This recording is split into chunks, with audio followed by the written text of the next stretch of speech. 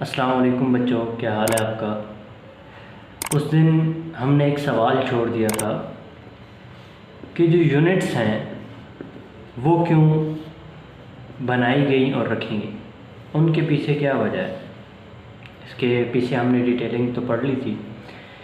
अब 1960 के से पहले ये 1960 से पहले की बात है कि साइंटिस्ट ने एक ऑर्बिटर भेजा।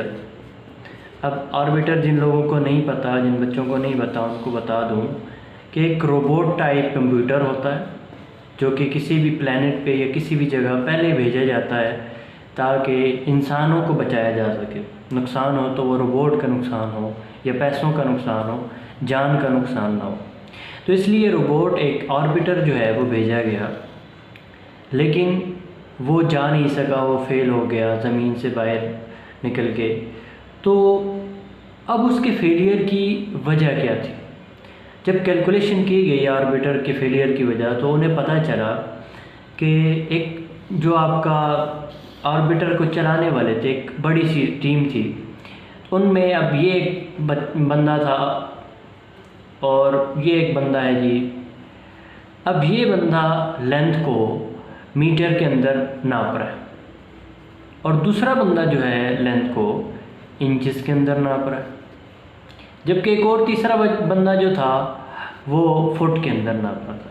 मैं मिसाल दे रहा हूँ इस तरह कि हर कोई जो बंदा था वो अब कैलकुलेशन के लिए, अब ये देखें मीटर जो है वो भी लेंथ के लिए होता है, इंच भी लेंथ के लिए होता है, फुट भी लेंथ के लिए होता है, लेकिन एक जो बंदा था वो लंबाई को मीटर के अंदर नाप रहा था, दूसरा इंचेस के अंदर, तीसरा फुट के अंदर। अब उससे फ़र्क क्या लगा कि एक मीटर और एक फुट बराबर तो नहीं होते, एक फुट कम होता है और एक मीटर ज़्यादा होता है। अब जब इस वजह से एक अलग अलग यूनिट्स के अंदर जब लेंथ की कैलकुलेशन की गई, उस वजह से उनकी कैलकुलेशन सारी ख़राब हो गई। उस ख़राब होने की वजह से जो ऑर्बिटर है वो ऑर्बिटर फेल हो गया, वो जा नहीं सका, क्रैश हो गया। फिर उसके बाद 1960 के अंदर SI यूनिट डेवलप की गई। SI स्टैंड करता है सिस्टम इंटरनेशनल, ठीक है। तो सिस्टम इंटरनेशनल जो है ये एक कमेटी जो है वो बनाई गई, कमेटी बैठी और कमेटी ने डिसाइड किया कि जो हमने गलती की है वो गलती आइंदा ना हो। अब उसके लिए उन्होंने ये हल निकाला कि जो भी बेसिक यूनिट्स हैं, बेसिक यूनिट्स 7 बेसिक यूनिट्स वो हमने पढ़ी हैं, कि लेंथ जो है उसके लिए मीटर उसकी यूनिट रखती है। कि अगर दुनिया में कोई भी बंदा लंबाई को नापेगा, लेंथ को नापेगा, तो वो हमेशा मीटर के अंदर ही नापेगा। अगर वो इंचेस के अंदर नापता है, फॉर एग्जांपल अगर ये पेन है, इसको हम मीटर के अंदर, तो मीटर वाला मीटर रॉड हम रख के नहीं नाप सकते, इसको हम नापेंगे तो इंचेस में नापेंगे। तो अगर इसको इंचेस में नापा गया है तो इस इंच को आपको कन्वर्ट करना पड़ेगा मीटर के अंदर। और ये चीज़ जो है ये बड़ी बेनिफिशियल है आपके नेक्स्ट आने वाले न्यूमेरिकल्स के लिए, कि न्यूमेरिकल्स में हम देखेंगे कि वहाँ पर कोई भी चीज़ होगी, लेंथ जो है अगर फुट में लिखी हुई है, इंच में लिखी हुई है, तो उसको कन्वर्ट किया जाएगा पहले मीटर के अंदर, ताकि वो पहले मीटर में आए, फिर उसके बाद मीटर के अंदर रख के उसकी कैलकुलेशन फार्मूले के अंदर डाल के सारा कुछ की जाएगी, ठीक है। तो SI सिस्टम जो स्टार्ट किया, या सिस्टम इंटरनेशनल जो कमेटी थी उसने इजलास किया 1960 में। उसमें डिसाइड किया गया कि हर एक जो बेस फिज़िकल क्वांटिटीज़ हैं जो हमने पहले देखी, लेंथ है, टाइम है, मैस है सारे, तो लेंथ के लिए उन्होंने मीटर रख दी, टाइम के लिए उन्होंने सेकंड रख दी, ठीक है जी। तो उस दिन सवाल यही था कि लेंथ के लिए मीटर ही क्यों इस्तेमाल की जाती है, लेंथ के लिए हम फुट क्यों नहीं इस्तेमाल कर सकते, लंबाई नापने के लिए इंच क्यों नहीं कर सकते। तो उसके पीछे ये वजह थी कि दुनिया में जहाँ पर भी अब कैलकुलेशन होगी तो वो अपनी मर्ज़ी से नहीं होगी। आपको अगर लेंथ नापनी है तो मीटर में नापनी पड़ेगी, टाइम नापना है सेकंड में नापना पड़ेगा, इसके अलावा कोई कैलकुलेशन आप कर नहीं सकते हो। अगर करते भी हो, फॉर एग्जांपल आप इंचेस में, फुट में नापते भी हो, तो उसको कन्वर्ट करना पड़ेगा मीटर में।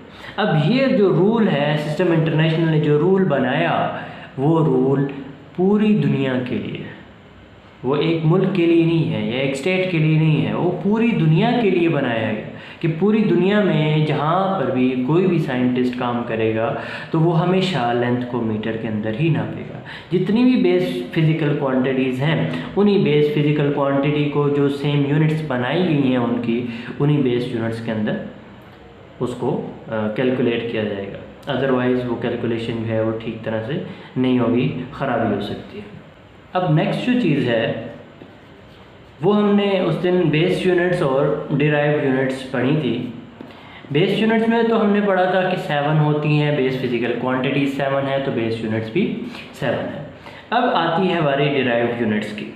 ठीक है, सवाल यह है कि डिराइव्ड यूनिट्स कैसे बनाई जाती हैं, ये किस चीज़ को देखकर बनाई जाती हैं। ठीक है, उसके लिए आपको पता हो कि बेस यूनिट्स कैसी हैं या कौन कौन सी हैं। ठीक है, जिस तरह से हम बात करते हैं, उस दिन हमने स्पीड की बात की थी, आज उसी की बात करते हैं कि स्पीड जो होती है वो किसके बराबर होती है जी, डिस्टेंस डिवाइडेड बाय टाइम के बराबर होती है। ठीक है, अब उस दिन बताया जी कि डिस्टेंस जो है वो क्या है जी, एक किस्म की लेंथ है।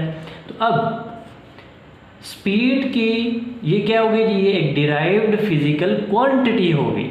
बहुत सारे बच्चे कंफ्यूज हो जाते हैं, डिराइव फिज़िकल क्वांटिटी क्या चीज़ है, फिज़िकल क्वांटिटी क्या चीज़ है, यूनिट्स क्या चीज़ हैं। तो हर अलग चीज़ हमने डिटेल से पढ़ी है पहले कि फ़िज़िकल क्वांटिटी, फिर उसके बाद बेस और डिराइव फिज़िकल क्वांटिटी, फिर अब उनकी यूनिट्स पढ़ी फिर हमने। तो अब उसमें आगे हमने डिराइव यूनिट्स अब पढ़ रहे हैं जी कि स्पीड जो है वो क्या है, एक डिराइव फिज़िकल क्वांटिटी है। ठीक है, अब इसके लिए इसकी भी कोई यूनिट होगी, सही है, क्योंकि उस दिन हमने पढ़ा कि यूनिट्स जो हैं वो ज़रूरी हैं। ज़रूरी क्यों है जी, क्योंकि आप जब भी किसी चीज़ को कैलकुलेट करते हो तो आपको उसके साथ यूनिट्स बतानी पड़ती हैं। ठीक है, अब स्पीड भी है तो उसके लिए भी यूनिट्स तो होनी चाहिए, लाजमी होनी चाहिए। तो सिंपल सी बात है, अगर आपको बेस यूनिट्स का पता है, अगर बेस यूनिट 7 है, ये 7 अगर आपको आ जाती हैं तो डिराइव यूनिट्स भी आप बना सकते हैं। कैसे जी, देखें, लेंथ है, लेंथ की यूनिट क्या होगी जी, मीटर, और टाइम की यूनिट क्या होगी जी, सेकंड। तो आप कह सकते हो कि स्पीड की जो यूनिट है वो है मीटर पर सेकंड। ठीक है, अब या तो कुछ लोग मीटर पर सेकंड लिखते हैं, कुछ लोग लिखते हैं मीटर सेकंड इनवर्स, ऐसे लिख देते हैं। वजह क्या होती है, क्योंकि ये मीटर बाय सेकंड होता है तो इस सेकंड को ऊपर लेकर आते हैं तो वो साइन चेंज हो जाता है और मीटर सेकंड इनवर्स बन जाते हैं। तो ये ऐसे मीटर सेकंड इनवर्स भी लिख सकते हैं। ठीक है जी, अब उसके बाद है आपके पास एक्सेलरेशन है आपका। ठीक है, एक्सेलरेशन के लिए आपको उस दिन हमने डिटेल ज़्यादा नहीं पढ़ी, तो इसके लिए आपको उसका फार्मूला पता होना चाहिए। अगर आपको फार्मूला पता है तो आप उसकी यूनिट बना सकते हैं। ठीक है जी, तो एक्सेलरेशन के लिए जो होता है वो चेंज इन वेलोसिटी होता है, तो वेलोसिटी डिवाइडेड बाय टाइम हो गया। ठीक है, अब ये जो फार्मूला है, इस फार्मूले को ज़रा हम ओपन करके देखते हैं कि इस फार्मूले के अंदर और है क्या। ठीक है जी, और जब आप, क्योंकि ये वेलोसिटी जो चीज़ है ये एक बेस यूनिट नहीं है। ठीक है, बड़े बच्चे कंफ्यूज कर लेते हैं इस चीज़ को, वेलोसिटी कोई बेस यूनिट नहीं है। यहाँ पर तो हमने देखा था, सिंपल सी ली थी कि ये दोनों बेस यूनिट्स थी या बेस क्वांटिटीज़ थी, तो उनकी हमने बेस यूनिट लिख दी।